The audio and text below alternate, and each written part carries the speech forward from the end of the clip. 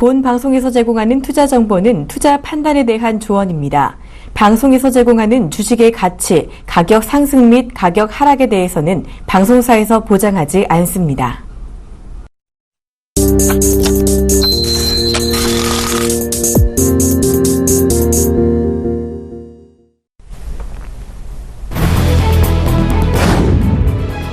중국인민은행이 23일 기준금리와 지급준비율을 동시에 인하하는 전격적인 경기 부양 조치를 단행했습니다.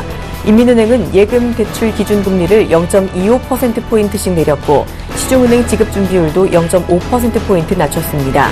인민은행이 기준금리와 지급준비율을 동시에 인하한 것은 중국 증시 폭락세가 이어졌던 지난 8월 이후 2달 만입니다.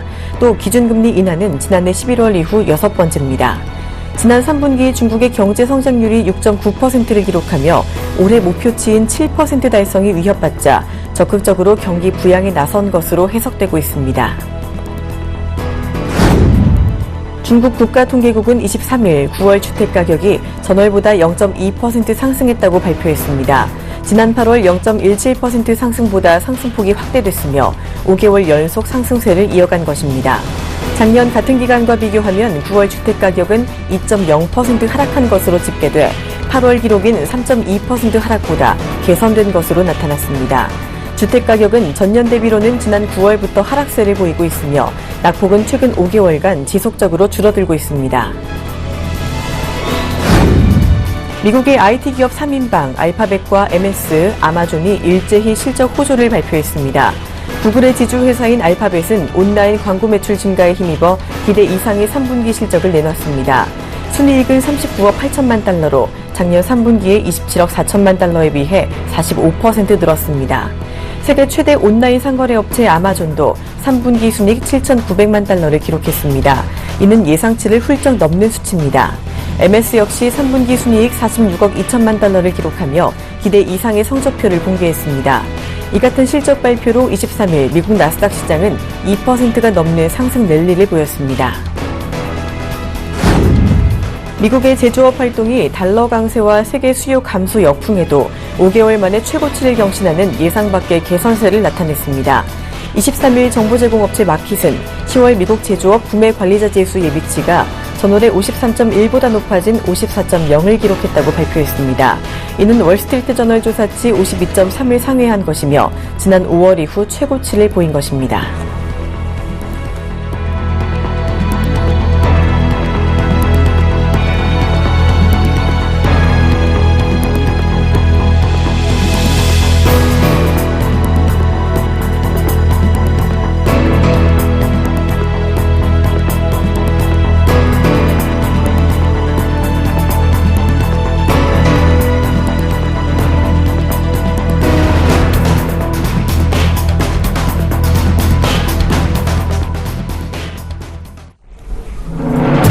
안녕하십니까. 출발증시와이드 박진영입니다. 전 세계적으로 경기 회복을 위한 움직임이 이어지고 있습니다. 일단 지난주 금요일에 중국이 기준금리와 지급준비율을 동시에 인하하는 일을 벌이기도 했고요. 또 여기에 더해서 그 전날에는 유럽중앙은행의 마리오 드라기 총재가 이 추가 경기 부양책에 대한 기대감이 시사하기도 했습니다. 이 같은 일들의 시장은 전체적으로 지난주에 상승세를 보이기도 했었는데요. 자, 10월의 마지막 주인 이번 주에는 또 세계적으로 굵직한 이벤트가 준비가 되어 있습니다. 일단 오늘부터 나흘간 중국에서는 오중전회가 개최가 될 예정이고요. 또 미국의 FOMC 회의와 일본 중앙은행의 통화정책 회의도 준비가 되어 있습니다. 자, 이런 정책 회의들이 시장에 어떤 영향을 줄지 기대가 되는데요. 자, 전체적으로 먼저 지난주 금요일 글로벌 마감 상황부터 확인해 보도록 하겠습니다. 자, 먼저 뉴욕 증시입니다. 뉴욕 증시 금요일에 상당히 잘 올랐습니다. 다우지수 0.9%, S&P 500 지수는 1.1% 올랐고요. 나스닥은 무려 2.27% 상승하면서 마감하는 모습을 보였습니다. 자, 금요일에도 미국 시장에 호재가 넘쳤는데요. 자, 일단 굵직한 미국의 대기업 마이크로소프트와 이 구글의 지주회사인 알파벳 그리고 이 아마존까지 IT 3인방이 호실적을 발표하면서 나스닥이 상승 랠리를 펼쳤고요. 또 제조업 PMI도 예상치를 뛰어넘는 성적을 보였었고 중국이 기준금리와 지준율을 동시에 인하한 건 역시 증시에는 호재로 작용한 것으로 보입니다. 자, 이 같은 사실들은 뉴욕뿐 아니라 유럽 증시까지도 끌어올렸습니다. 유럽 주요 증시 마감 상황 보도록 하겠습니다. 자, 먼저 영국 증시는 1% 넘는 상승률을 보였고요. 이 독일과 프랑스는 더 강했습니다. 독일 닥스 지수 2.8%, 프랑스 깍크 지수 2.5% 오르면서 마감을 했습니다. 자, 중국의 기준금리와 지급준비율 인하 결정이 일단은 증시에는 큰 호재로 나타났고요. 여기에 더해서 미국의 제조업 지표가 상승세를 보이면서 이 경기 회복 기대감이 유럽 증시도 작용을 한 것으로 보입니다. 자, 이어서 유가도 챙겨보도록 하겠습니다. 국제유가 일단 지난 금요일에 급락하는 모습을 보였습니다. WTI는 배럴당 1.7% 하락하면서 44.6달러 기록했고요. 브렌트유는 0.2% 하락하면서 48달러를 하회하는 모습을 보였습니다. 자, 이 같은 유가의 급락은요, 달러 강세 때문으로 풀이가 되고 있습니다. 자, 계속해서 아시아 마감 상황도 살펴보도록 하겠습니다. 아시아 증시 일단 지난주에는요, 유럽의 추가 양적 완화 기대감에 잘 오르는 모습을 보였습니다. 먼저 중국 증시 금요일에 이틀째 오르면서 상해종합지수 3,400선을 돌파하는 모습을 보였는데요. 금요일에 상해종합지수 1.3% 오르면서 3,412포인트 기록을 했습니다. 전일 마리오 드라기 유럽중앙은행 총재가 추가 양적 완화 가능성을 시사한 데다가 오늘부터 시작되는 중국의 오중전화에 대한 기대감이 겹치면서 증시 상승세를 이끈 것입니다. 자, 같은 이유로 일본 증시도 잘 올랐습니다. 니케이 지수는 무려 2% 넘게 상승하면서 마감을 하면서 19,000선에 바짝 다가서는 모습을 보였는데요. 중국의 지준율 인하와 금리 인하 단행에 이어서 오늘부터 이어지는 중국의 오중전화에 대한 기대감에 시장이 또 얼마나 반응할 것인지 유심히 또 지켜보실 필요가 있겠습니다. 계속해서 국내 마감 상황도 챙겨보도록 하겠습니다. 자, 지난 금요일 우리 시장, 양시장 모두 잘 오르면서 마감을 했습니다. 코스피는 0.86% 오르면서 2,040포인트 기록을 했고요. 코스닥은 0.84% 오르면서 681포인트 기록을 했습니다. 자, 지난주 금요일 장 초반에는요, 코스피가 유럽 중앙은행의 추가 양적 완화 기대감으로 크게 오르면서 오전 중에는 2,050포인트를 돌파하는 모습을 보이기도 했는데요. 장 후반에는 상승폭을 일부 반납했지만 그래도 2,040포인트 지켜내는 모습을 보였습니다. 자, 이날 시장은 또 실적 발표에 따라 종목의 희비가 엇갈렸습니다. 이에 따라서 또 시가총액 상위 종목이 혼조세를 보이기도 했고요. 외국인은 이날 코스피와 코스닥에서 모두 매수하는 모습을 보였습니다. 자, 오름세를 좀 보이나 싶던 원달러 환율은 다시금 급락하면서 1,120원대로 다시 내려앉았습니다. 자, 새로운 한 주 대외적인 이벤트가 많은 만큼 기대감이 또 많이 나타나고 있는 요즘입니다. 출발 증시 와이드 지금 시작합니다.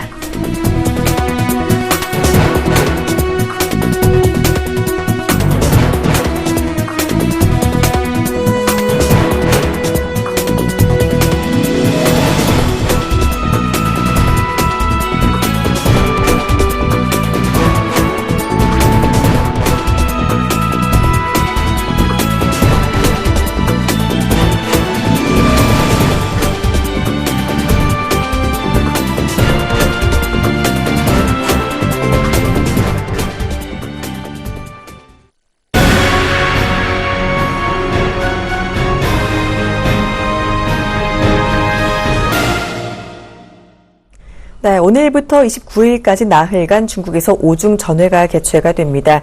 또 지난 금요일에는 중국이 기준금리와 지급준비율을 동시에 인하하기도 했는데요.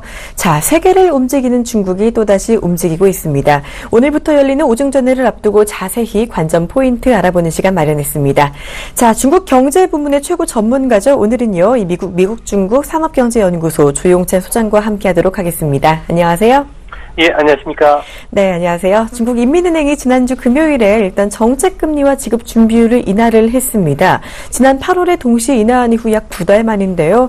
중국은 최근 1년간 6번이나 이례적일 정도로 빠르게 또 금리를 인하하기도 했는데 일단 이렇게 금리를 계속 인하하고 있는 배경과 이유부터 짚어주시죠. 네, 아무래도 중국 같은 경우에는 경기 부양을 위해서 오중전의 개막을 앞두고서 전격적으로 금리와 지준율을 낮췄는데요. 최근에 발표되는 중국의 GDP 성장률이 6년 만에 최저 수준을 보였고요. 또 9월 수입은 11개월 연속 마이너스 성장을 했고요. 또 생산자 물가 지수는 43개월 연속 하락하는 그 디프레션에 빠져 있는데요. 이 때문에 이번 지준율 인하로 인해서 약 한 122조 원의 유동성이 시중에 공급되는 효과가 생기게 됩니다.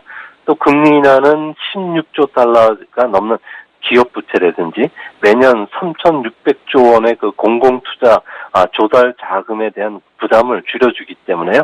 민간 기업에는 더 많은 자금이 흘러들어가면서 소비나 서비스 주도의 성장률을 높이는 이런 의도가 좀 숨어 있는 것으로 보여집니다.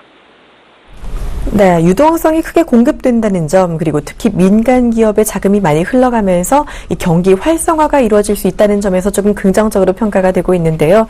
자, 중국 인민은행이 또 금리 인하와 함께 예금 금리 상한선을 또 철폐했다는 이야기가 나오고 있습니다. 자, 이런 금리 상한선 철폐는 어떤 의미를 가지고 있나요? 네, 이번에 예금 금리까지 상한선을 폐지한 것은 은행 간 경쟁을 좀 유도시키면서 민간 기업에게도 자금이 유입될 수 있게 하기 위해서인데요.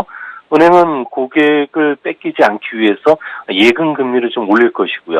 또 대출 금리는 낮출 수밖에 없을 겁니다. 이렇게 되면 수익성이 나쁜 은행은 시장에서 도태되는 만큼 13조 5개년 계획 동안에는 부실 채권을 좀 줄이고 고강도의 그 금융 개혁을 추진하라는 인민은행의 그 메시지인데요. 중국 은행은 얼마 전에 그 28개 은행에 대해서 스트레스 테스트를 했는데 실질 성장률이 6.5% 이하로 하락하면은 28개 주요 은행의 자기 자본 비율이죠. BIS 비율이 지금 현재 9.3%가 넘는데요. 이를 미달하는 은행들이 지금 속출할 것으로 나타나기 때문입니다. 이로 인해서 금융 완화책과 동시에 금융기관의 그 건전성을 유지하기 위해서 앞으로 강도 높은 개혁을 추진할 것으로 보여집니다. 네, 말씀하신 대로 금리 상한선 철폐로 은행 간의 경쟁이 유발이 된다면 일단 기업의 움직임이 조금 더 활발해질 수 있다라는 원리로 이 예금 금리 상한선 폐지 이해하시면 되겠고요. 자, 중국은요 26일에 그러니까 오늘부터 29일까지 나흘간 이 제18기 중앙위원회 제5차 총회 오중전회를 개최를 합니다. 자, 어떻게 보면은 오중전회도 일종의 회의다라고 볼 수가 있겠는데 특히나 이 세계 이목이 오중전회에 열리는 이 중국 북경에 주목되고 있는 이유는 뭐라고 볼 수 있을까요? 네, 아무래도 향후 5년간 그 발전 계획이죠. 13조 5개년 기획안을 심의하는 게 주요 의제이지만 아주 정치적 이슈도 많기 때문에 그렇습니다. 중국에서는 성장 장관급 그 간부들 한 100여 명 이상이 반부패를 처리하고요. 또한 비리라든지 당 방침을 비판하는 당내 계파를 조직하는 경우에는 당적을 박탈하는 엄격한 법률이 제정될 뿐만 아니라 중국에서는 중국 인민은행 총재라든지 인민해방군을 포함한 대규모 인사도 예정이 되어 있습니다. 특히 주변국과 남중국해 영유권 갈등을 포함한 그 안보 현안 같은 경우에는 우리나라뿐만 아니라 미국도 직접적인 영향을 주기 때문에 이런 부분이 이번 오중전에서 다르게 되는데요. 경제 면에서 보면은 전면적인 수광사회, 그러니까 모두가 풍족한 생활을 누리는 사회를 조성하기 위해서 중국 정부는 앞으로 5년간 경제 청사진뿐만 아니라 성장률 목표가 아마 최대 관심이 될 것으로 보여집니다. 13초 5개년 계획 동안에는 10가지 주요 목표를 제시하는데요. 그중에서도 눈에 띄는 것은 경제 성장률을 계속 유지시키기 위해서 실크로드 구상이라든지 공공사업을 중심으로 한 여러 가지 발전 정책이 나온다는 점이고요. 또 투자에서 소비로의 경제 발전을 전환시킬 뿐만 아니라 산업 구조 조정 그리고 혁신을 통한 발전을 촉진시킬 것으로 보여집니다. 중국 정부는 13초 그 5개년 계획 동안은 이전과는 좀 달리 구조 조정을 통한 경제 체질을 바꾸는 것 못지않게 앞으로는 성장을 중시한 정책으로 다시 전환할 것을 어느 정도 그 예시를 해왔기 때문에 이런 부분들은 우리 경제에도 좀 긍정적인 역할을 해주지 않을까 보여집니다. 네, 그러니까 경제뿐 아니라 정치적인 이슈까지 논의가 된다는 점에서 중국의 오중전에 조금 더 중요하다라고 말씀을 해주셨는데요. 자, 어떤 정책이 나올지 조금 더 주목을 해봐야겠는데 일단 방금 전에 소장님께서 이번 오중전회에서 13차 5개년 계획의 골격이 결정이 된다라고 해주셨습니다.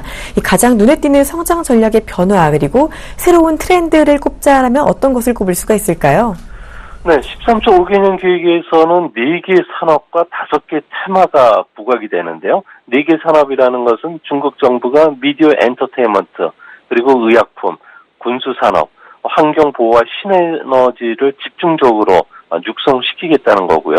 또 5개 테마는 국유기업 개혁뿐만 아니라 인구 정책의 조정, 그리고 중국 제조 2025, 국민융합과 대외 개방이라는 새로운 그 성장의 핵심 전략을 제시할 것으로 보여집니다.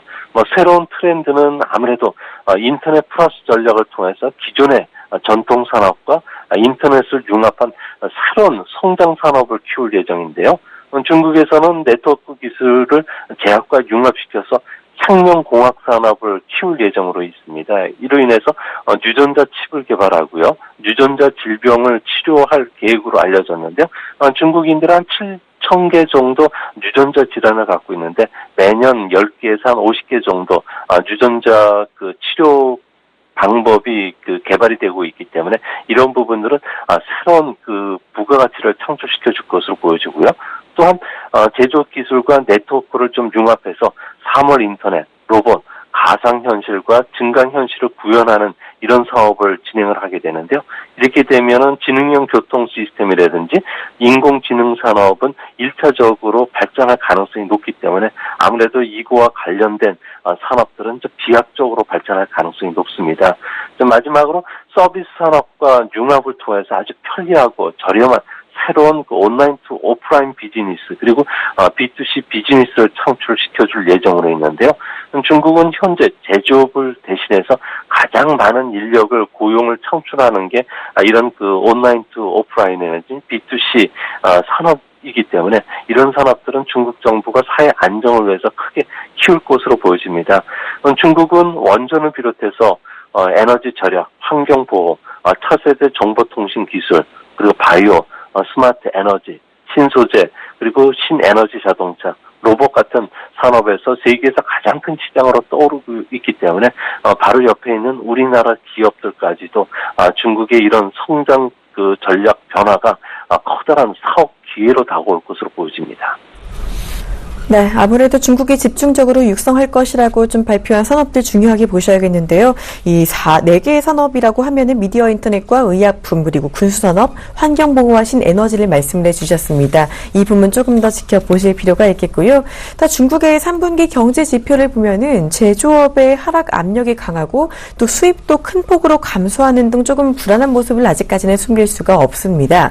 이 오중전회에서는 경기 부양을 위해서 추가 부양책을 또 발표하지 않을까 싶은데요.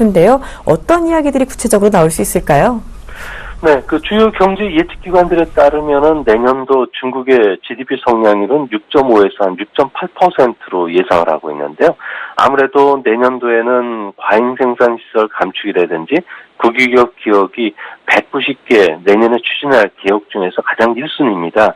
아무래도 이런 개혁 작업들은 장기적으로는 성장 잠재력을 높이겠지만 당장 2, 3년만 놓고 보면은 철강과 같은 전통 산업을 중심으로 해서는 투자 위축이라든지 생산 그 부진을 가져올 것으로 보여지는데요.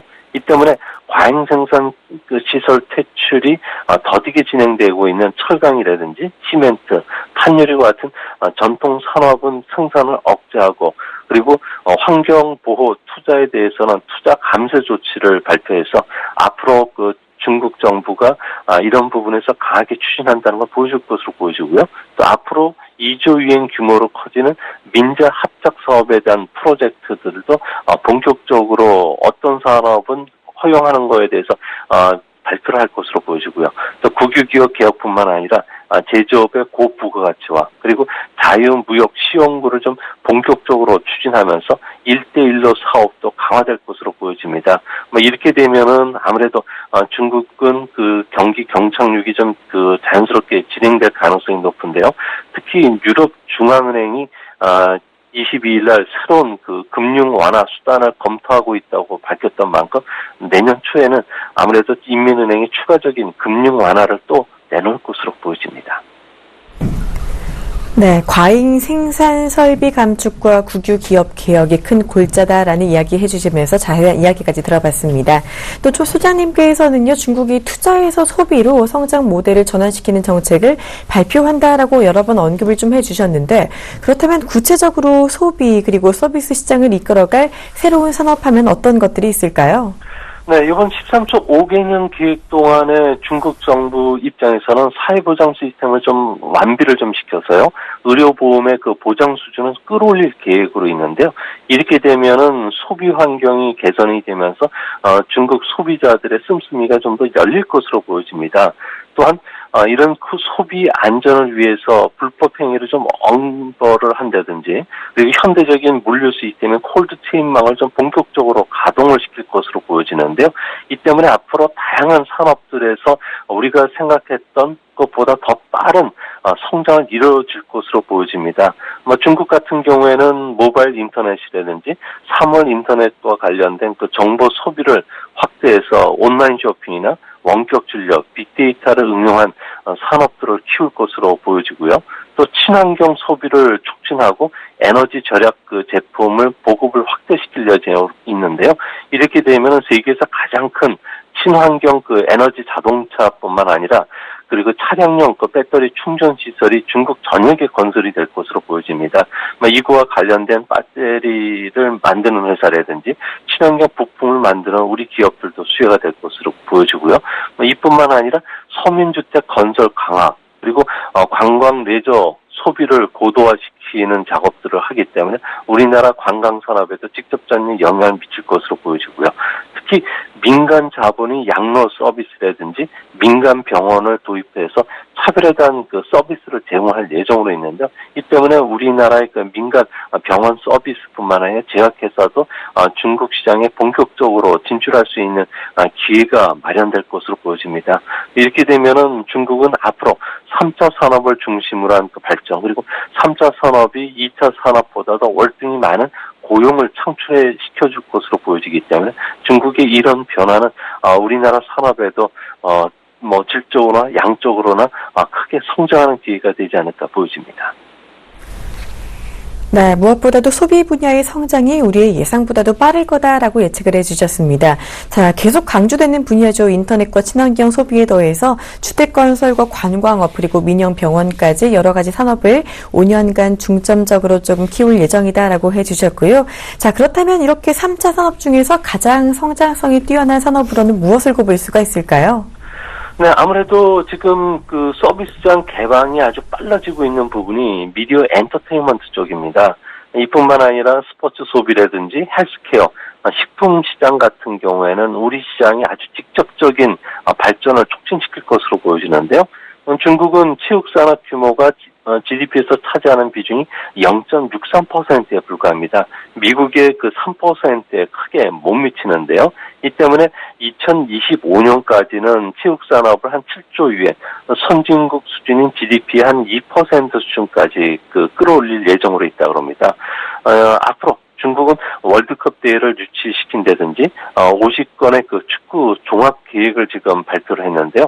훈련센터 건설을 비롯해서 2025년까지는 축구 학교만 무려 5만 개 정도가 새로 만들어진다고 합니다. 이 때문에 체육복권을 발행하는 회사라든지 체육시설과 관련된 그 부분들, 그리고 체육과 관련된 여러 가지 그 미디어 아니면 그 인터넷 관련 기업들이 성장할 가능성이 높고요. 이에도 중국은 헬스케어 산업을 소득 증가, 그리고 생활 수준 향상, 고령화, 의료제도 개혁, 성인병 증가로 인해서 세계에서 현재 3위 수준이지만 앞으로 2위 수준까지 키울 예정으로 있는데요. 아무래도 인터넷과 생명공학 기술을 유전한 그 융합한 새로운 그 유전자와 관련된 질병 치료가 한 단계 더 앞으로 나가지 않을까 보여집니다. 특히 인터넷 플러스 시대가 도래오면서 의료기기라든지 원격 진료 시장은 내년 20%씩 급성장할 것으로 예상이 되기 때문에 이거와 관련된 우리나라 기업들도 수혜가 입을 것으로 보여지고요.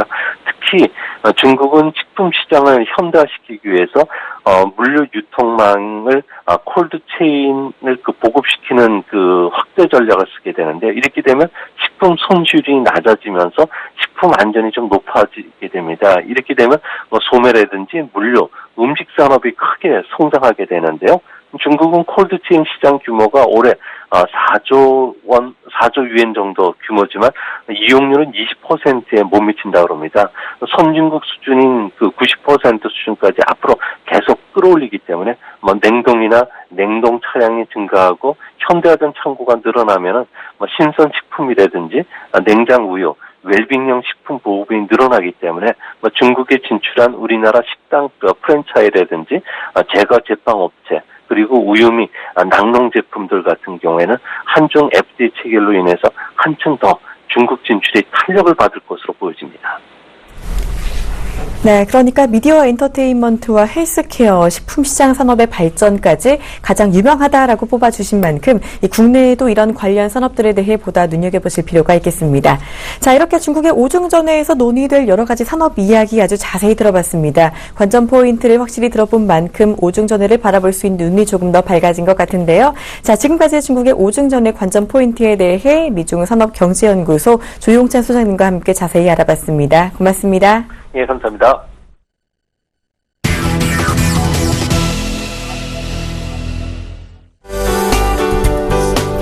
안녕하십니까. 신문 읽어주는 남자 예병근 멘토입니다. 금요일날 이제 목이 완전히 돌아왔습니다. 그죠? 예. 너무나도 다행스러운 일입니다. 제 목 안 나올 때 정말 힘들더라고요. 그런데 여전히 일교차가 심합니다. 감기 조심하시고요. 제가 금요일날 그 시장이 계속 강할 것이라는 얘기 드렸었죠. 정강부약장 아니었습니다. 앞에서 강했고 조금 더 강했고 뒤에서 강함이 조금 약하게 내줬지만은 조금 내줬어요. 그죠? 그렇지만 정강 계속 강하게 올라오는 장이었다. 그 점 꼭 좀 참고해 보시고요. 결국은 시장은 명확한 근거를 가지고 얘기를 해야 됩니다. 앞으로 이 시장이 어떻게 움직일 것에 대한 근거는요, 모두 이 신문이라는 팩트 안에 다 나와 있습니다.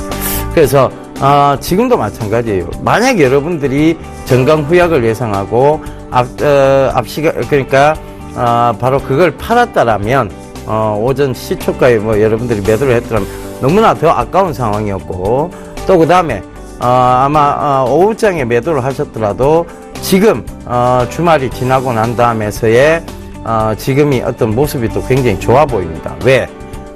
중국이 또 지준율 인하도 하고 금리 인하까지 단행을 했죠. 주말에 제가 분명히 말씀드렸습니다. 수익을 마다할 시간을 통해서도 중국은 또 오중전회를 중심으로 해서 경기 부양책을 내놓을 것이다, 이런 얘기를 분명히 말씀드렸습니다. 그러니까 그런 부분들도 참고를 해보십시오. 결국 오중전회에 대한 기대감이 있는데 왜 정강후약이라고 얘기를 하는지 참 근거도 없는 얘기들을 마음대로 하고들 계십니다. 그죠?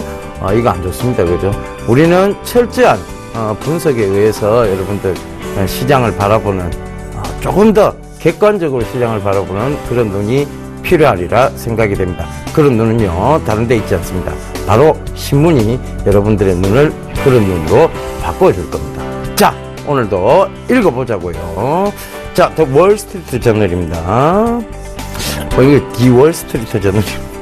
자, 여기 기사를 하나, 지금 기사 쭉 보면 아르헨티나가 새로운 대통령이 뽑혔네요. 그죠? 자, 요거 한번 보고 가겠습니다. Betting against in a FED rate rise. 자, 이거 뭐냐면요, 반대로 투자기입니다. 반대로 배팅하기. 뭐와 반대로? FED, 금리, 연준의 금리 인상에 반대로 투자하기라는 얘기입니다. 자, 여러분, 제가 얘기 드렸죠. 빨라야 12월이다. 미국 9월 금리 인상은 없다. 이런 얘기를 듣는데, 9월 금리 인상도 없었고요. 지금 많은 투자자들이 이제 12월도 없답니다. 자, 여기에 내용이 이 내용입니다. 올 한 해 뭐 할 것이다. 올 연내는 불가능하다는 얘기까지 나오기 시작합니다. 자, 많은 투자가들이 그래서 연준이 금리 인상 안 하는 쪽으로 배팅을 하고 있다, 이 얘기를 하고 있는 것입니다. 그러니까 자, 많은 투자가들 연내 금리 인상 없을 것으로 지금 예상을 하고 있는데다가 초저금리 상태가 유지될 것이라고 예상을 하고 있죠. 그래서 거기에 대한 근거는 글로벌 양적 완화가 이어지고 있다는 것입니다.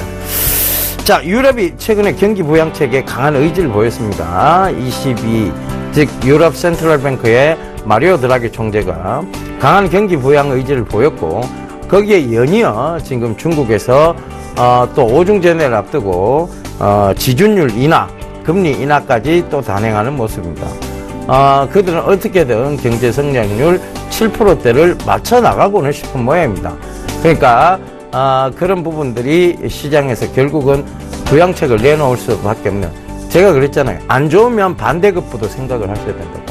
안 좋다는 것은 결국은 그 반대급부의 내용들을 내놓는다는 얘기입니다. 그래서 지금도 마찬가지 이 기사에 대해서 우리가 읽어야 될 것은 뭐냐면 풍부한 유동성 공급이 이어질 것이라는 얘기입니다. 그 유동성 공급은 결국은 글로벌 초저금리 상태에서의 위험 자산으로 돈이 몰려가고 있음을 또다시 한번 시사하고 있다는 것입니다.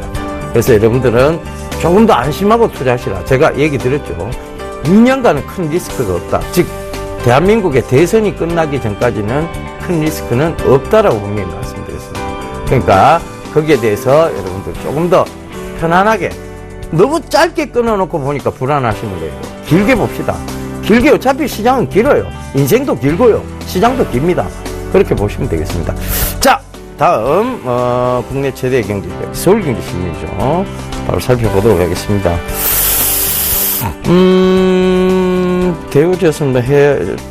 추가 지원이 좀 얘기가 나오는데요. 제가 뽑아온 기사 바로 볼게요. 자, 앞서 말씀드렸던 내용이에요. 7% 성장률에 목매는 중국. 초강력 부양책 내놓나. 중국 지급 준비율 추이가 지금 계속 낮아지고 있습니다. 그리고 이딴 금리 인하, 지금 연내에 몇 번 했느냐 하면요. 1년 새에 6차례의 금리 인하를 단행했습니다. 그러니까 6개월을 금리 인하를 한 거예요. 6개월은 금리 동결이고. 참 대단한 국가입니다. 그죠? 아무리 이게 시장 경쟁 체제가 아니라고는 하지만 어찌되었건 정부에서 이런 강한 의지를 보이고 있다는 거. 성장에 더 목말라 있다는 거. 그것은 7%만 해도 작은 성장률은 아님에도 불구하고 그들은 7%대 이상은 달성하고자 하는 노력들. 그런 것들이 지금의 어떤 중국을 만들어 나오게 된, 즉 중국을 만들고 있는 요인이 아닌가. 누군가는 성장보다는 자꾸 안정을 외친다면요. 아마 이 7% 성장은 힘들 겁니다. 지금 우리나라 그렇죠. 자꾸 성장을 하기 위해서 뭔가를 지금 같이 글로벌 경기와 발맞춰서 인플레로 가야 되는데 자, 안정이라는 이유 때문에 자꾸 뒷걸음질을 칩니다. 그러니까 누구한테 당하느냐? 중국의 어떤 산업에 자꾸 당하고 있는 거예요. 그리고 일본이 지금 엔저로 밀어붙인 그 산업에 당하고 있는 겁니다. 왜 우리가 당해야 하나요? 참 억울합니다. 그죠? 이때까지 이렇게 열심히 살아놓고 쓸데없는 안정이란 그 말 한마디 때문에 같이 성장하면 되잖아요. 그죠? 근데 왜 그 말 한마디 때문에 우리가 이렇게 지금 경기가 둔화되고 체감 경기는 더 떨어지고 못 산다는 국민 행복지수까지 떨어지는 이런 거를 왜 당해야 되나요? 참 어이가 없습니다만은 일단은 중국은 이런 강한 경기 부양 의지를 가지고 있다는 것이죠. 이 5중 전의 8대 경제 과제를 보면 국유기업 개혁, 민영기업 강화 이런 내용들이 나옵니다. 그러니까 결국은 뭐냐면 서비스업하고 금융업도 개방을 한다고 합니다. 자, 이런 철강 석탄의 공급 과잉 해소. 이건 뭐냐면 철강주들, 이때까지 저가 철강주들이 너무 많이 그게 했다는 얘기죠. 공급 과잉은 해소하겠다. 그러니까 뭔가 다른 것으로 해소하는데 이것이 1대1로 정책과 연계될 가능성이 높다. 뭐냐면 1대1로는 결국은 신실크로드에 대한 부분들이 나옵니다. 그렇다면 이것은 SO 개발 산업, SOC 산업 쪽으로 봐야 되는데 그러면 이제 우리가 늘 말씀드렸던 종목군이 있었죠. 우원 개발 얘기 들었었잖아요. 그죠? 우원 개발이 중국 SOC 산업, 인도 SOC 산업하고 관계가 있다. 즉, 기간 산업을 닦는 데는 이만한 기술력을 갖추고 있는 회사가 없다. 우원 개발 강조 들고 난 이후 한참 동안 행보했습니다. 근데 결국은 가격 제한법까지 오르고 지금 해서 엄청나게 또 다시 올라버렸죠. 그러니까 그 부분 참고를 해보십시오. 결국은 여러분들이 중장기적 관점을 가지고 있었으면 그때 살짝 움직였던 것보다는 지금 들고 있었던 게 훨씬 나았습니다. 그죠? 그래서 그런 부분들도 참고를 해보시고요. 결국은 이 5중 전의 8대 경제과제, 즉 그들은 성장을 이어가겠다는 얘기입니다. 자, 또 다음 기사 볼게요. 괴물급 허리케인 퍼트리샤. 우리 어렸을 때 만화 영화에 보면 파트라쇼라고 있었는데, 그죠? 가문, 퍼트리샤가 가문, 폭우, 지구촌 뒤흔드는 슈퍼 엘니뇨. 자, 슈퍼 엘니뇨, 라니냐, 전부 기상이변으로 생기는, 일들입니다. 그런데 이 기상이변들은 결국은 뭐에 피해를 주느냐 하면, 농작물 쪽에 피해를 주는 거예요. 그럼 농작물 쪽에 피해를 준다는 것은 앞으로 이런 농작물 관련주들, 농업 관련주들이 당연히 주목을 받을 수밖에 없다는 얘기고, 이것이 지금 계속 이어지는 한은 앞으로 곡물 가격이라든가 이런 것이 안정되기가 힘들다는 얘기입니다. 그래서 여전히 좀 보셔야 되는 게 있죠. 남해화학, 그죠? 농우바이오 얘기 드렸습니다. 그죠? 남해화학, 농우바이오, 자, 요런 회사들, 비료 회사죠. 그죠? 그리고 팜스토리, 요런 회사들이 있습니다. 그러니까 여러분들이 많이 참고하셔서, 자, 이런 것들을, 지금 이런 기상이변이 계속되고 있는데 짧게 끊어놓고 보겠다고 생각하시면 돼요. 그런 것들은 조정시에 딱 매수해서, 길게 들고 가셔야 되는 전략입니다. 왜? 이런 기사가 끊임없이 나올 것이고, 결국은 엘니뇨 때문에 지구는 몸살을 앓기 때문이죠. 자, 물론 뭐 이 곡물 관련주를 사놓고, 이런 슈퍼 엘니뇨가, 허리케인이 뭐, 다른 사람들을 죽이길 바라고, 이런 마음을 가져서는 안 되겠습니다. 그죠? 그런 마음을 가지시는 게 아니라, 그만큼 시장에 대해서 여러분들이 미리 대비해주는 전략, 즉 선점하는 전략이 중요하다는 것을 얘기 드리는 겁니다. 자, 꼭 좀 참고하시고요. 그 다음 기사 볼게요.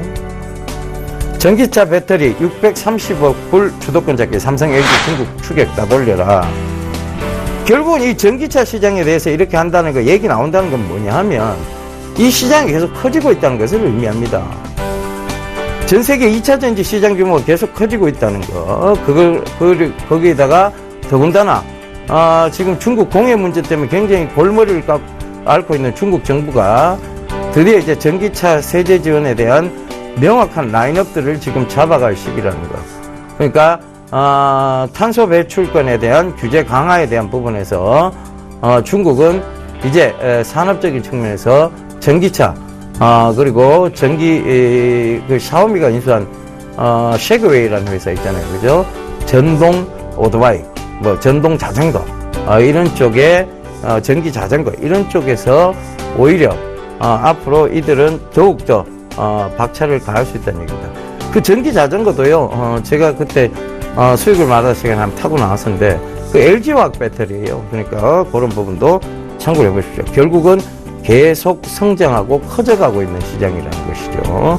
그러니까, 전기차 시장은 중장기적 관점에서의 시장 전략이지, 단기적 관점에서의 시장 전략은 아니다라는 겁니다. 그래서 조금 사갖고 조금 빠졌다고 제발 증식 협업소에 상담 신청하지 마세요. 그거 여러분 중장기적으로 보시라는 얘기입니다. 자, 그 다음 기사 바로 볼게요. 스마트 홈에서 무인차까지 가치 창출 혁신 생태계 선점. 자, 제가 늘 좋아하는 얘기입니다. 선점. 선점이 뭡니까? 선이 취득한 자가 점유권을 행사하는 것. 법률 용어는 그러하죠. 선점은 결국은 먼저 자리 잡고 있는 겁니다. 자, 여기 보면 IoT에서 먹거리 찾는 기업들 200종 이상 타사 제품 연동, 삼성 스마트 싱스 키트 서비스, 일반 가정용 가전등 원격 제어, LG 스마트 신규 센서 선배, 현대차의 구글 시스템 적용, 차 IT업계 합종 연행 활발, IoT로 건물 관리 효율 극대화, 스마트팜 등 농업도 대변신. 자, 이 모든 것은 사물 인터넷 오브 싱즈에 대한 얘기입니다. 자, 이 인터넷 오브 싱즈는요, 앞으로 미래를 이끌어 나갈 주도 산업입니다. 그렇기 때문에 여기가 계속 나오는 것이죠. 사물 인터넷 굉장히 광역입니다. 그런데 협의적 의미로 찾아봤어요. 센서 또 나왔죠? 센서 제가 분명히 말씀드렸습니다. 회사 두 가지 있었어요. 그죠? MCU를, 즉, 마이크로 컨트롤러 유닛으로 하는 곳, 어버브 반도체. 그 다음에, 여러분, 그 센서, 뭐, 자이로 센서라든가 이런 모든 센서에 대해서 얘기 드렸죠. 그죠? 바로 QSI라든가 이런 회사들 계속 주목해 보시면 되고요. 결국은 무인차, 스마트카 시장. 자, 이것도 결국은 인터넷 오브 싱즈입니다. 그러면 밀러링 시스템. 자, MDS 테크죠. 맛동산 테크라고 강조드렸던 그 종목 계속 보셔야 됩니다. 그러니까 뭐냐면 결국은 사물 인터넷 시장은 계속 성장 가도를 달리고 있다는 것입니다. 자, 기사는 여기까지 읽어드렸고요. 제가 투자 제안 한 말씀 드리고 바로 물러가도록 하겠습니다. 유동성 정세입니다. 결국은 중국도 돈을 풀겠다는 얘기고 유럽도 계속 돈을 풀겠다는 얘기입니다. 풍부한 유동성이 아마 상승장을 계속 밀어붙일 수 있는 그런 시장이라는 거 명심하셨으면 좋겠습니다. 자, 여러분, 투자에 대해서는 길고 긴 안목에서의 편안한 투심을 갖고 계시는 것이 가장 현명한 전략입니다. 자, 이만 물러가도록 하겠습니다. 감사합니다. 이병근이었습니다.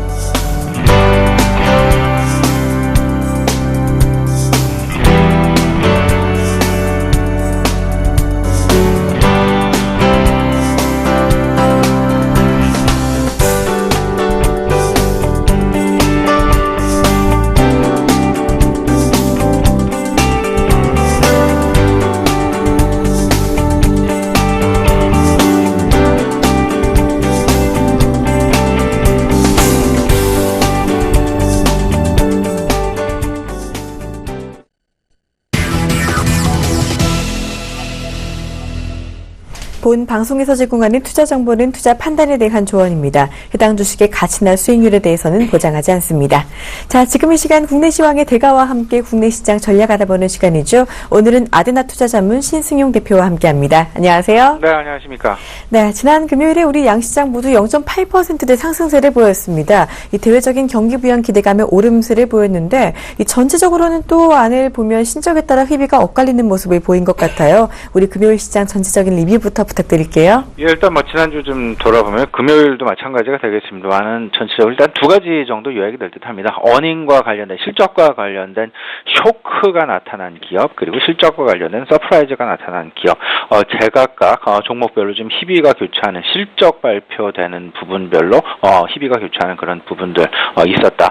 대표적으로 이제 삼성 엔지니어링 그 가장 실적 희비 교차에 대한 어떤 그 어닝 쇼크에 대한 가장 선두에 서 있는 가장 좀 우려가 큰 그런 기업군 중에 하나다라고 정리가 될 수 있을 듯하고요.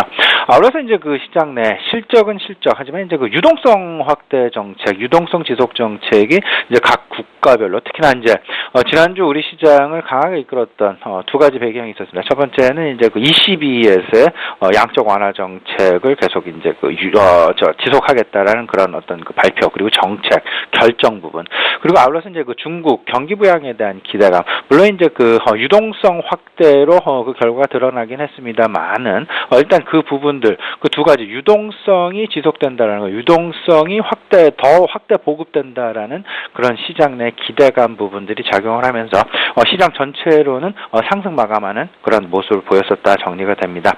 물론 이제 그 유로존은 양적 완화 그리고 중국도 양적 완화, 일본 역시 양적 완화. 하지만 이제 그 미국 그 반대편에 서 있는 미국 같은 경우는 또 다른 또 이제 그 우려감으로 다가올 수도 있지 않을까 이렇게 좀 생각은 되지만 그래도 일단은 올해 안에 미국의 금리 인상 가능성이 상당 부분 희박할 가능성이 높다라는 그런 기대감, 전망 우세해지면서 시장 일단 그 유동성에 의한 그 경기 회복이 맞물려진다라는 그런 기대감 반영이 되면서 시장 상승 마감하는 그런 모습이었습니다.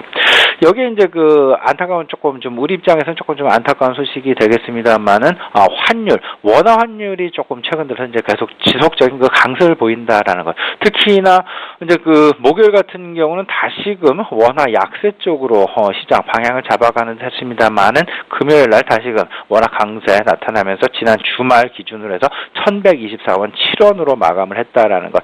1130원 아랫단에서 마감했다라는 부분들. 이 부분들 일단 환율에 의한 환율의 효과, 환율의 어떤 그 긍정적인 부분들을 상당 부분 기대하고 있었던 우리나라 수출 기업군들에 대해서는 그다지 반가운 소식은 분명히 아니다라는 것. 하지만 전체적인 큰 그림에서는 어떤 그 중국의 유동성 확대라든지 유로존의 유동성 지속이라든지 이런 부분들이 경기 회복에 대한 기대감과 맞물려 있기 때문에 경기 회복, 수출주, 경기 민감주 다 어찌 보면 그 속에서 어떤 부분을 가장 우선적으로 봐야 될 것이냐, 경기 회복 쪽에 우선적으로 지금 시장 초점을 맞춰주고 있다라는 거. 그렇기 때문에 지금 현재 시장 경기 민감 대형주, 특히나 소재주에 대한 관심이 어느 때보다 높아지고 있는 것, 이미 높아져 있는 것도 사실이다라고 정리가 될 수 있을 듯합니다. 이제 지난주에 있었던 시장 내 특징들 살펴보면요, 가장 눈에 띄었던 것이 뭐니 해도 이제 그 중소형 성장주에 대한 대장주라고 할 수 있는 한미약품, 지난주만 해도 이제 한 30% 급등하는 그런 모습을 나타났었죠. 3분기 기업 실적에 대한 기대감에 의한 30% 강세 부분. 아마도 이런 부분도 시장 내에서 만약에 지난 분기와 같이 한미약품이 실적에 대한 어떤 그 기대감이 실질적으로 발표되는 실적이 그 기대감에 못 미치게 된다면 다시금 한미약품의 주가 급반락할 가능성이 높다라는 부분 역시 우리 시청자 여러분들 꼭 좀 염두에 두시고, 저 개인적으로 이렇게 생각을 합니다. 제약 바이오주, 일단 뭐 미니랠리가 나타나곤 있습니다만은 저는 이럴 때마다 어떤 비중 축소를 계속해서 권유드리고 있습니다.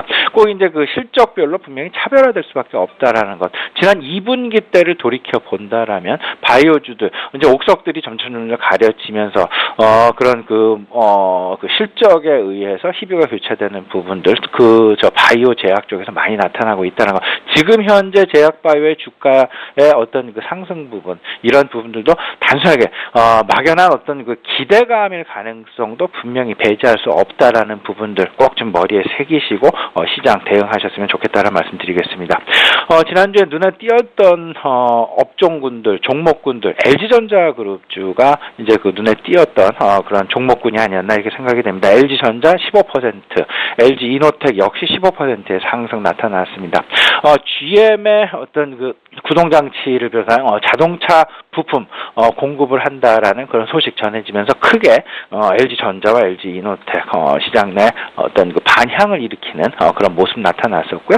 거기에 더 더해지면서 구글과의 그 IoT 사물인터넷 어떤 그 협력 관계가 구축될 가능성이 높다라는 그런 기대감 역시 반영되었다라는 것 말씀을 좀 정리할 수 있겠습니다. 그래서 삼성증권 자사주 매입 소식이 좀 들렸죠. 뭐 큰 폭은 아닙니다만은 주가 안정적인 흐름을 유지할 수 있을 만한 어떤 그 자사주 매입 소식, 지난주에 삼성증권의 주가를 안정화시켰던 그런 모습이 아니었나 생각이 되고요. 그래서 주주 친화 정책 연말로 갈수록 배당과 맞물리고, 그리고 점진적으로 이제 그 주주 친화 정책과 맞물리는 얘기들 다시금 서서히 드러나고 있습니다. 특히나 이번 주가 그 또 아주 중요한 어떤 그 한 주가 되지 않을까 생각이 되는데요. 삼성화재 7%, 삼성생명 6% 각각 오르는 그런 모습 나타났습니다. 대형주 중에서 우려감을 보였던 종목 두 종목이 있었습니다. 하나는 이제 삼성 엔지니어링이었고요. 또 한 가지는 SK 하이닉스였는데, 삼성 엔지니어링 좀 30% 넘는 급락 나타났죠. 좀 안타까운 그런 상황입니다. 단기 순손실 1.5조 원 규모, 말 그대로 빅베스 형태가 아직까지도 지금 다른 뭐 GS건설 한 2년 전부터 시작된 GS건설, 뭐 대림도 마찬가지고요. 그리고 현대도 마찬가지고, 그다음에 각 현대중공업, 대우조선해양, 이제는 삼성 엔지니어링까지 거의 이제 그 빅베스 부분이 끝나지 않았나라는 그런 생각, 좀 기대를 좀 해보겠습니다. 근데 하지만 삼성 엔지니어링 다른 종목군들, 다른 빅베스를 해왔던 종목군들에서도 찾아볼 수 있듯이 일단 뭐 그 낙폭 과대에 따른 어떤 그 진입할 만한 지금 그런 상황은 분명히 아직은 아니다라는 점 다시 한번 좀 확인을 해보셨으면 좋겠습니다. 네, 자세한 리뷰 잘 들었습니다. 자, 일단 지난주 금요일에 또 중국의 기준금리와 지급준비율을 동시에 인하하면서 전체적으로 이 사실 때문에 글로벌 증시는 아주 잘 올랐는데요. 이 국내에 미칠 영향은 어떨지도 궁금하고, 이 오중전회에 더해서 이번 주 세계적으로 중요한 이벤트가 많이 있는데 이 관전 포인트까지 궁금해집니다. 예, 일단 뭐 중국 경기 부양, 뭐 지난주에 이제 그 뭐 우리 시장 내 경기 민감 대형주에 대한 상승을 야기시켰던 그런 가장 긍정적인 소식이 아니었나 생각합니다. 생각이 됩니다. 근데 여기서 이제 우리가 좀 주목해야 될 부분은 미국에서 과연 금리 인상, 올해 안에 금리 인상 가능성이 있겠느냐라는 부분들. 블룸버그 서베이에 의하면 내년 1월 내지는 내년 3월 가능성이 상당 부분 높아지고 있다라는 것. 오히려 금년 이내에는 금리 가능성이 좀 낮아진다라는 그런 금리 인상 가능성이 낮아졌다라는 그런 부분들. 미니 유동성 랠리의 어떤 지속 가능성 좀 무게를 좀 실어봐도 괜찮지 않을까 이렇게 생각이 됩니다. 이와 마찬가지로 이제 이번 주 중국에서는 오늘부터 이제 5중 전에 시작이 되죠. 미국 27, 28일 FOMC 회의 있습니다. 가장 중요한 여기서 미국에서 이제 금리 인상이 이번에 좀 연기가 된다라 하면 일단 미니 유동성 랠리는 더 힘이 실릴 가능성이 크다라고 생각이 됩니다. 이에 따라서 이제 경기 민감 대형주 계속해서 관심을 가지시는 게 좋지 않을까. 저는 지금 상황에서는 환율이 가장 중요한 변수다. 환율이 앞으로의 상황을 가늠할 수 있는 힌트를 줄 수 있는 힌트를 제공하는 가장 중요한 변수다라는 그런 생각이 좀 많이 들고요. 우리 이제 오늘 같은 경우 이렇게 좀 판단을 하셨으면 좋겠습니다. 중국 유동성 확대 그리고 ECB 유동성 확대, 일본 유동성 확대. 그렇다면 유동성 장세 이어진다라고 생각이 되고요. 일단 수요일 전까지는 오늘과 같은 그리고 지난 금요일과 같은 상황은 지속될 가능성이 분명히 클 것이다라는 거. 경기 민감 대형주 쪽에 대한 포트의 비중 계속해서 높이시는 것이 바람직한 전략이 아닐까 우리 시청자 여러분께 말씀드려보겠습니다. 네, 시장의 환율이 아주 중요한 변수가 될 거다라고 해주셨는데 계속해서 경기 민감주에 대한 강조는 해주셨습니다. 전체적인 투자 전략 오늘도 들어볼까요? 예, 오늘 마찬가지가 되겠습니다. 경기 민감 대형주, 지난 금요일에 연장성 선행이 있다라는 그런 생각이 좀 많이 듭니다. 여기서 이제 오늘 좀, 눈여겨서 봐야 될 부분은 중국에서 유동성 확대를 하고, 유로존에서 유동성 확대를 했기 때문에 달러화의 일시적인 이제 강세 배경이 좀 나타난다라는 것. 그렇다면 원화가 과연 약세로 다시금 이제 자리를 잡을 것이냐, 아니면 지난주 금요일 나타났던 것처럼 원화의 다소간의 좀 강세 지속이 좀 될 것이냐. 여기에 따라서 수출주들의 이제 희비 교차가 분명히 엇갈리게 될 것이다라는 부분들. 오늘 특히나 경기 민감주, 특히 수출주의 어떤 움직임 계속 살펴보는 것이 오늘의 가장 중요한 관건이 아닐까 이렇게 생각을 합니다. 네, 지금까지 국내 시황 전략과 전망까지 아데나 투자자문 신승용 대표와 함께 알아봤습니다. 자세한 이야기 고맙습니다. 네, 감사합니다.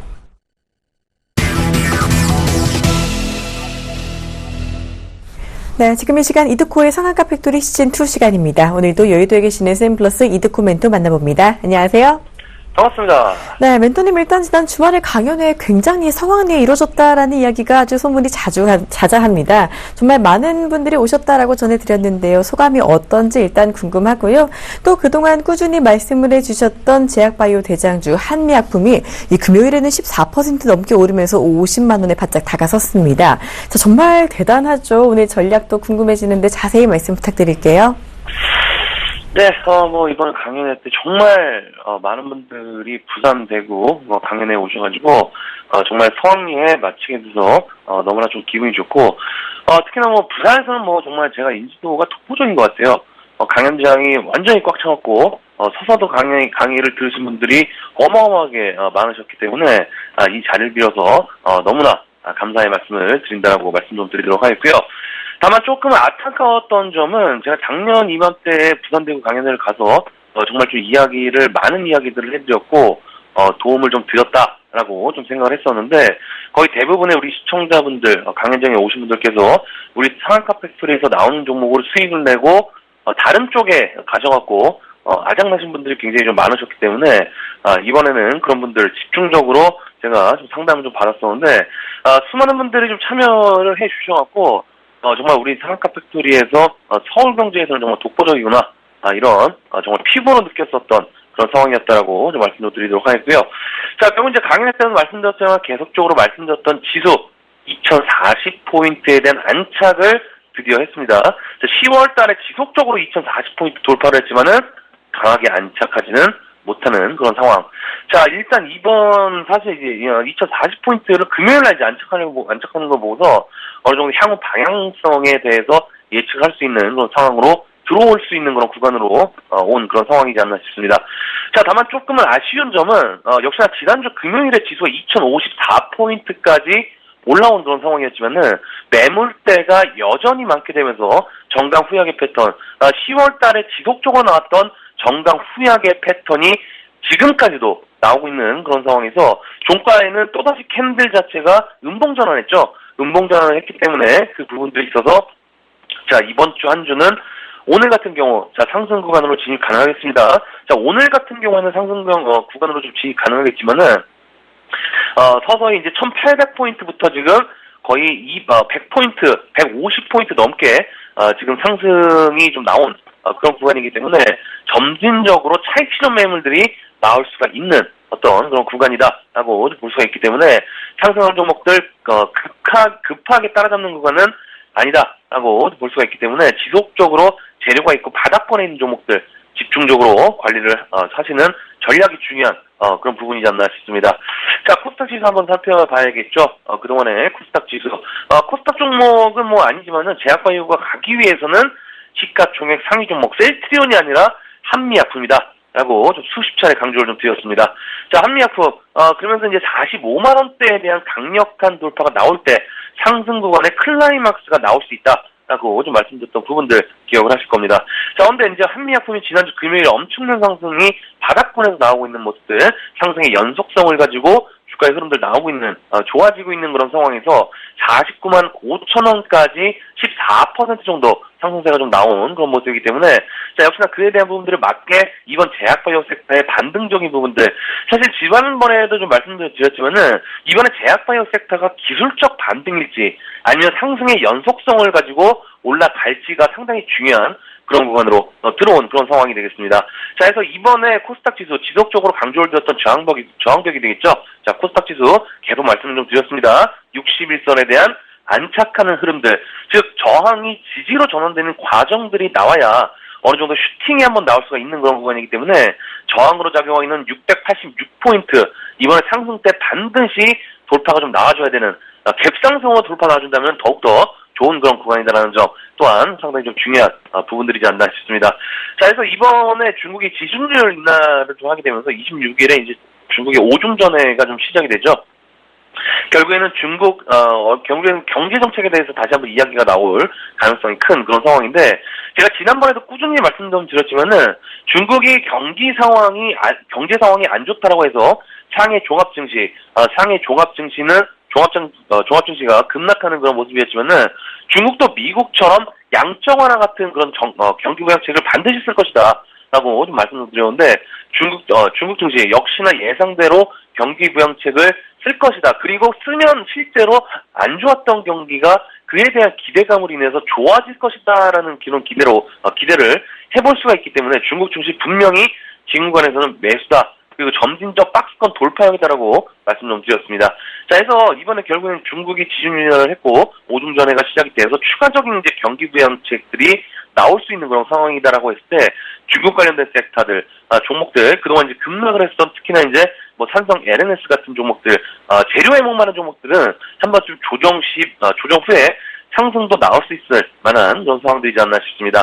자, 해서 중국 관련된 종목들 한 번쯤 관심을 가져보시는 전략도 좋지 않나 싶고요. 자, 위메이드 같은 경우에도 지속적으로 기관들에 대한 매수세, 기관들이 따라 들어오고 있는, 우리 매수하고 따라 들어오고 있는, 그런 케이스가 되겠습니다.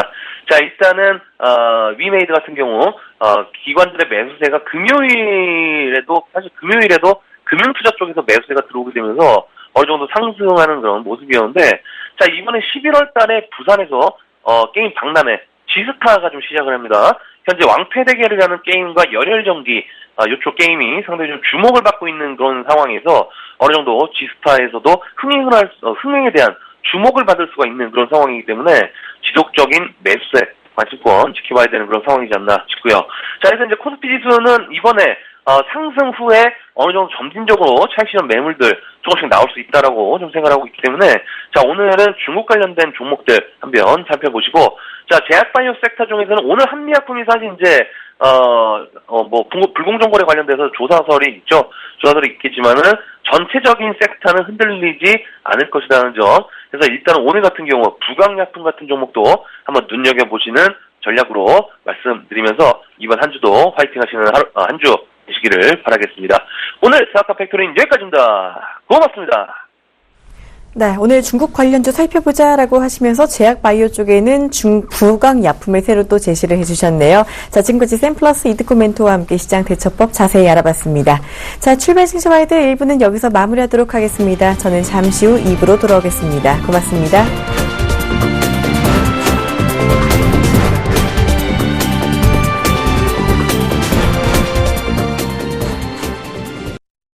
본 방송에서 제공하는 투자 정보는 투자 판단에 대한 조언입니다.